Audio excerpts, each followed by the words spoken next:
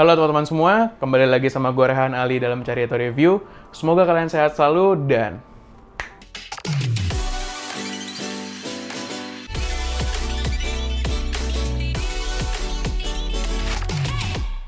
kita lagi ngerjain video klip untuk Kazumi namanya, nge-cover satu musik. Gue mau tek kapabilitas kamera ini.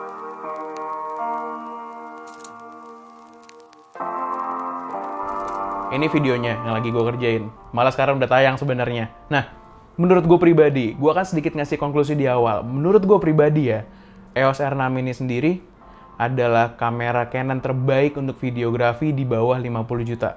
Buat gue pribadi. Terutama untuk teman-teman yang udah pakai Canon sebelumnya. Gue saranin banget lo langsung upgrade ke R6 ini, terutama lo yang suka videografi. Ini bakal worth banget. Low light-nya oke, handling-nya oke, banyak banget yang oke. Dan untuk teman-teman yang suka videografi juga, baru mau masuk videografi juga, atau teman-teman yang profesional kayak gue juga, dan lu punya budget di bawah 50, lu ambil R6. Video ini gue kerjakan dengan Celok 10-bit 422, dengan resolusi 1080p. Nah, banyak banget yang bilang kalau kamera ini overheat lah, ada yang sampai harus mati sendiri. Gue nggak ngerasain. Gue nge-record di Celok 10-bit 422 1080p, 24 frame per second. Gue syuting dari jam 7 pagi sampai jam 5 sore, seingat gue. Aman, nggak ada overheat. Dan memang ada sedikit panas saat gue coba pakai 4K 10-bit 422-nya di Celok juga. Sedikit panas di saat gue coba long record 10 menit. Sedikit panas, tapi ya ini kembali lagi kembali ke kebutuhan kita masing-masing. Gue tidak butuh long record yang sampai 15 menit, 20 menit, dan segala macamnya. Jadi di saat ada yang ngetes overheat di 20 menit, 15 menit, itu nggak applicable buat gue, karena tidak pakai di gue, jadi aman-aman aja.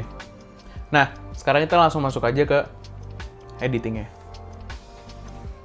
Gue akan sedikit nge-breakdown beberapa yang udah gue kerjakan di EOS R6 ini. Nah, yang kalian lihat ini adalah hasil dari yang udah gue grading, udah gue color correction, dan gue juga udah pakai dari log 10-bit 422-nya ke Rec 709 float.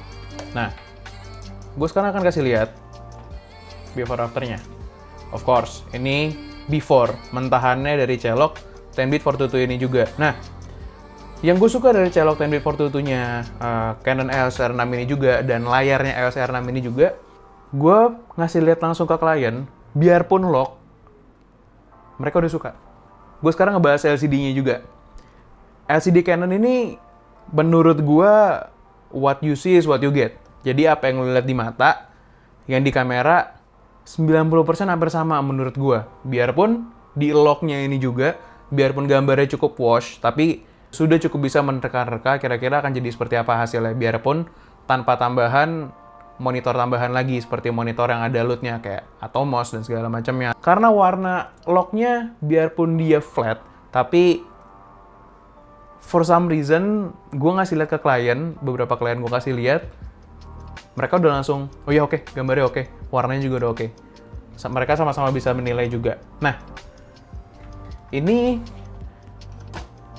lock flat-nya, belum pakai apa-apa.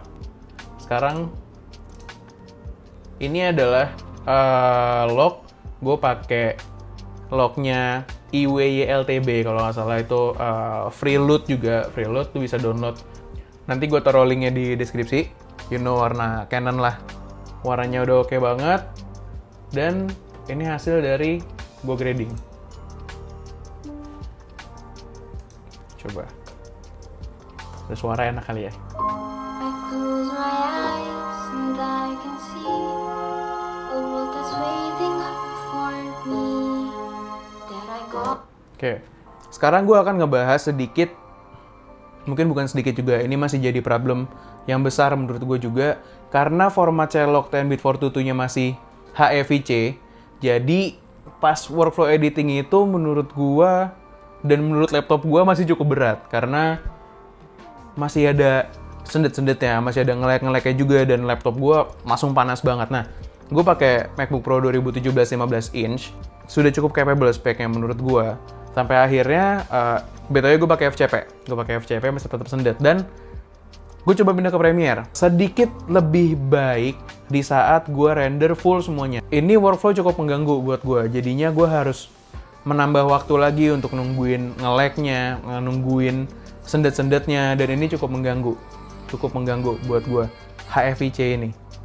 Mungkin gue akan coba cara lain nantinya, mungkin akan gue convert ke entah ke ProRes atau kemana, gue akan coba cari solusi terbaiknya, nanti akan gue share lagi ke teman-teman semua. Nah, seperti yang teman-teman sekarang udah tahu, R6 udah ada IBIS, In Body Image Stabilization. Beda sama EOS R pertama kali keluarnya. Nah, IBIS-nya EOS R6 ini menurut gue udah oke banget ya. Kalian bisa lihat sendiri dari video ini, nanti gue akan kasih linknya juga, 90% handheld, dan lu bisa lihat itu gambarnya smooth banget. Menurut gue cukup smooth ya. Mungkin tangan gue juga sudah terlatih untuk handheld, sedikit ada gyroscope-nya, tapi buat IBIS kamera EOS R6 ini menurut gue udah salah satu yang cukup oke. Sekarang kita ngomongin autofocusnya. Di produksi video klip ini, gue hampir 90% bener-bener mengandelin autofocusnya Canon. Di kondisi yang bener-bener terang banget, terik banget, backlight dan segala macam, gue berusaha mencoba lihat di LCD, sulit banget bro. Sulit banget sampai akhirnya gue menjaga framing aja. Gue bener-bener 100% percaya sama autofocusnya Canon. Gue pakai eye track-nya. Nah, dan guess what teman-teman? Hampir 90% klipnya, mungkin sampai 95% klipnya, semuanya fokus. Dan yang 5%-nya itu ya faktor banyak hal lah, mungkin entah kameranya nggak ngejar atau ada sesuatu atau apa ya, itu masih sangat bisa kita maklumi, dan itu sangat membuat hati gue nyaman sebagai orang yang suka run and gun, yang suka handheld. Untuk workflow gue dengan satu baterai itu sehari, ya nggak bisa sehari lah, mungkin 7-8 jam kerja itu udah cukup. Karena cara gue ngambil gambar bukan dengan kiprol panjang. Gue ngambil sekitar 1 menit sampai 2 menit, atau bahkan 30 detik sampai 1 menit gue cut. Ya contohnya kayak bikin video klip ini. Dan ini masih aman banget sih. Ini masih aman banget. Satu baterai cukup. Mungkin kalau gue estimasi dengan kita kiprol terus satu baterai di 1080, mungkin 2 jam dapat kali ya kalau kita kiprol terus. Mungkin untuk 4K-nya 1 jam sampai 1,5 jam. Ada satu hal yang lumayan merubah workflow gue, yaitu layar full touchscreen. Yang sebelumnya gue hanya menggunakan touchscreen untuk fokus aja, sekarang udah bener-bener semuanya bisa gue setting dengan touchscreen. Itu mempercepat workflow gue sih.